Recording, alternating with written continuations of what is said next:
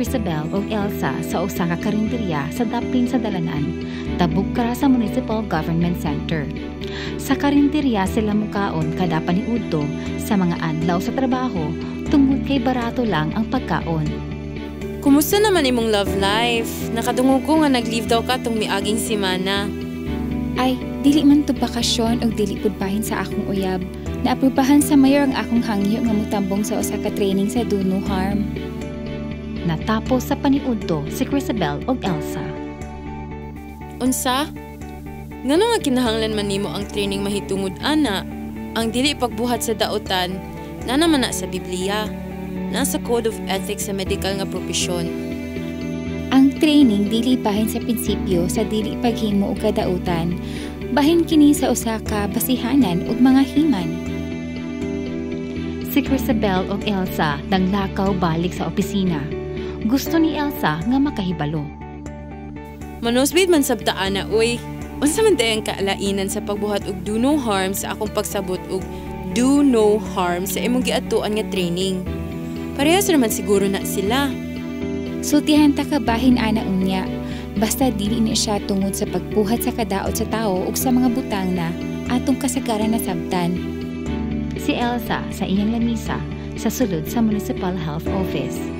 Si Crisabel nagtindog palakaway na papalik sa iyang opisina sa municipal building. Nakita ang takakanunay nga nag-istoryahanay ug mag-uban nila ni Francis, Evelyn, Rachel o katong isa ka lalaki. Nakalimot ko sa iyang ngalan. Si Ryan.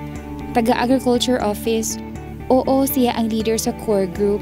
Gihangyo kami ni Mayor nga suportahan ang mga dialogo sa mga barangay, diin ang mga tao adunay mga panagbangi. Apil sa amo!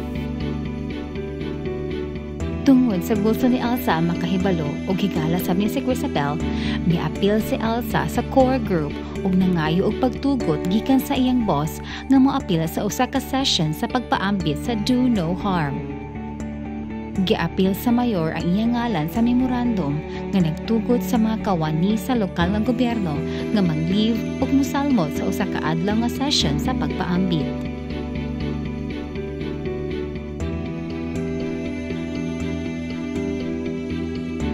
Sa training room, ang core group gikan sa San Ignacio gisagol sa lahi kalima ka mga miyembro sa core group gikan sa mga lungsod sa San Rafael ug Bagkay. Sa yupaan ng adlaw, nagkailhanay na sila sa usag-usa ug gipaampit ang mga gipaabot gikan sa sharing session. Naglingkod sila sa porma nga U. Si Crisabel, ang tikpasayon, naa sa atubangan nga maoy naghatag sa presentasyon.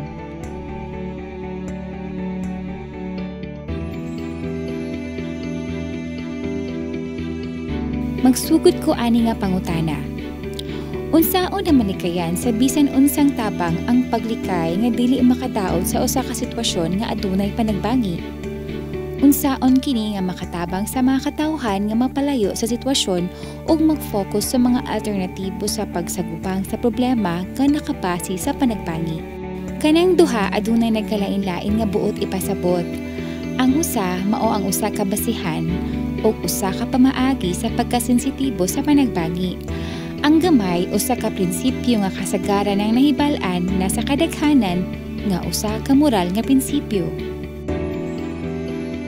Ang usa ka partisipante mipataas sa iyang kamot. Buot pasbut ba na ang Do No Harm framework magamit lamang sa mga sitwasyon nga adunay panagbangi? Ang Do No Harm magamit usab sa ubang mga konteksto nga ang basihanan na ugmad gikan sa kasinatian sa external aid sa mga sitwasyon sa panagbangi. Si Crisabel nga nagkupot sa usa ka clicker, gipakita ang sunod nga slide. Relationship framework. Ang modelo sa panghuna-huna kung giunsa ang interbensyon na himo nga bahin sa konteksto sa panagbangi o kung giunsa ang epekto sa interbensyon sa parehas nga mga divider o connector.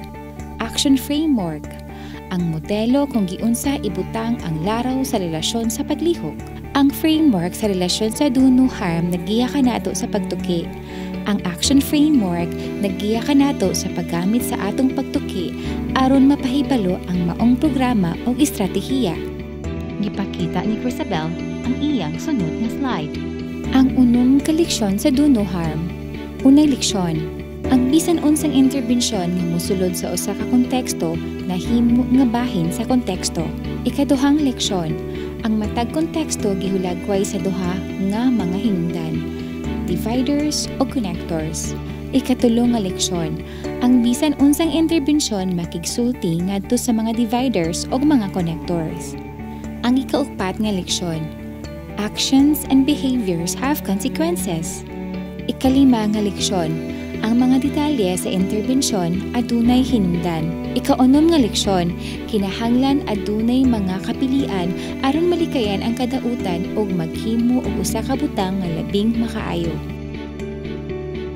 Sukad ang Do No Harm na ugmad o gigamit kaniadtong 1994 sa lain-lain nga grupo sa lain-lain nga nasod, daghang mga leksyon ang naitala.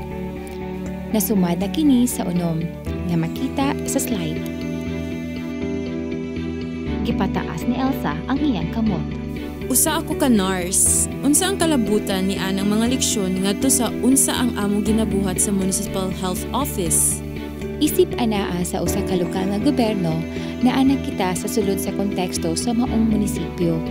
Ang bisan unsa nga among gibuhat nahimo na nga bahin sa konteksto. Si Crisabel nagkapot sa clicker o gipakita ang sunod nga slide. Tuguti ako nga mag-focus sa duha ka mga elemento sa relationship framework. Usa ang konsepto sa mga divider o mga connector. Ug duha, mga aksyon, kinaiya ug sangputanan o ABC, action, behavior, and consequences. Ang tanan nga kini makatabang kanamo nga masabtan kung unsa ang epekto sa usa ka interbensyon sa konteksto. Si Crisabel nagkapot sa clicker o gipakita ang sunod nga slide.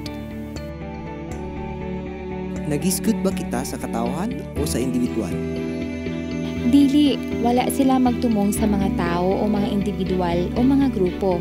Ang mga pagbahin-bahin nagpunting sa mga pamatasan, aksyon, interes ug institusyon nga mahimong musangpot o mapadayon ang mga tensyon.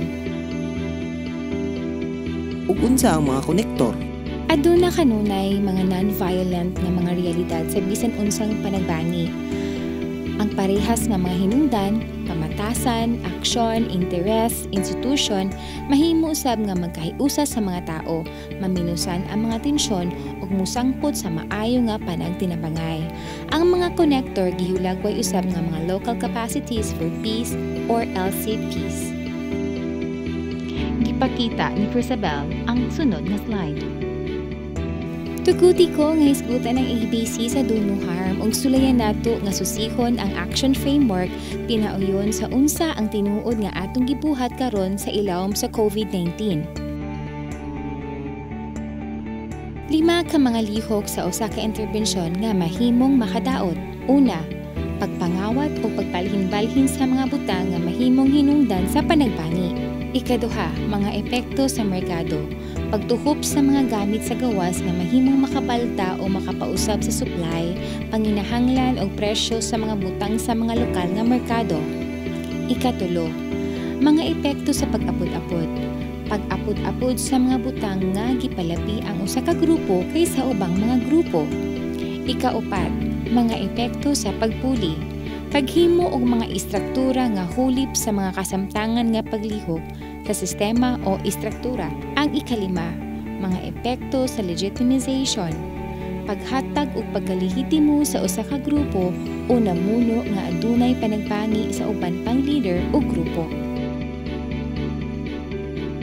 Gipataas ni Elsa ang iyang kamot. Mahimo ba nato nga madala ang panaghisgutan sa kung unsa ang tinuod nga atong gibuhat? Maayo nga ideya, buhata ka na!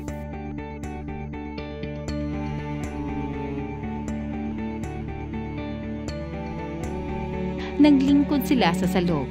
Sa usa ka lingin, uban ang kahinam, gibutang ni Elsa ang usa ka Manila paper sa sentro o gipanghatag ang mga pentel pens. Si Crisabel nagdibuho og diagram sa Manila paper. Hisgutan nato ang plano sa pagbalhin pananglitan. Atong supayon sa matag usa ang pagtuki sa plano. Unang lakang, pag-ila sa mga dividers or connector or sa DCs. Ikaduhang lakang, susihon kung nagkagrabe ang divider o mga connector or nagkaayuba kini sila. Ikatulong nga lakang, pag-ila sa kapilian o oportunidad. Ikaupat nga lakang, paghimo sa mga lakang aron mausab ang mga kapilian o oportunidad ug maghimog aksyon. Ang grupo naglingkod sa usa ka lingin.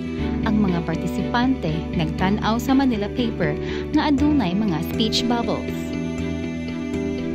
Sa akong huna-huna, ang pagbag-o sa yuta sa kalasangan ngadto sa usa ka lugar nga gipuy-an, usa ka divider. Giandam sa mga ahensya sa gobyerno ang plano nga wala gikonsulta ang mga IP ug ubang lumulupyo sa gisugyot nga lugar. Ang paagi sa pagpakigsulti sa mga IP, tag-iya sa CBFMA o tag-iya sa CLOA, usa ka divider. Apan silang tanan mo adto sa parehas nga simbahan matag semana. Ang ilang pagtuo usa ka posible nga konektor. Usa pa nga butang nga kinahanglan nato hunahunahon mao ang implicit ethical message o IEM nga among gipadala. Kung nagpadayon lang sa plano nga walay pagsusi sa kritikal nga mga detalye, mahimong makadaot kini sa mga kasamtangan nga panagbangi. Apan nagpatuman lang kami sa usa ka plano nga naaprubahan na. Adunay pa ba kita mahimo? Ang grupo naglingkod gihapon sa salog nga naghisgot. Aduna ba kami mga kapilian? Aduna ba'y gayon nga paligunon ng konektor? Wala pa may land development alang sa mga balay. Aduna pa kitay oras para mahimo og usa ka butang o labing minus nga pagbag-o sa pipila ka mga proseso. Dili ba nato hangyoon ang pastor nga maglihok isip tulay? O tingali ang core nga grupo mahimong makapadali sa usa ka dialogo aron makapahuyang ang divider? Paglabay sa 5 ka adlaw sa sulod sa multipurpose hall, nagtigom ang mga representante sa IPs, tag-iya sa CLOA, tag-iya sa CBFMA, pamilya sa mga mangingisda, MDRRMO, MENRO, DENR UDAR, alang sa usa ka konsultasyon sa pre-dialogue bahin sa plano sa pagbalhin. Si Ryan, team leader sa core group, nagpahigayon sa konsultasyon. So, mao kini ang do no harm. Kamay kiningalakang ang paghiusa sa mga tao aron makatabang sa pag-review sa mga kritikal nga detalye sa plano sa pagbalhin anaa sa tama nga direksyon. Pipila pa nga mga lakang ang kinahanglan buhaton.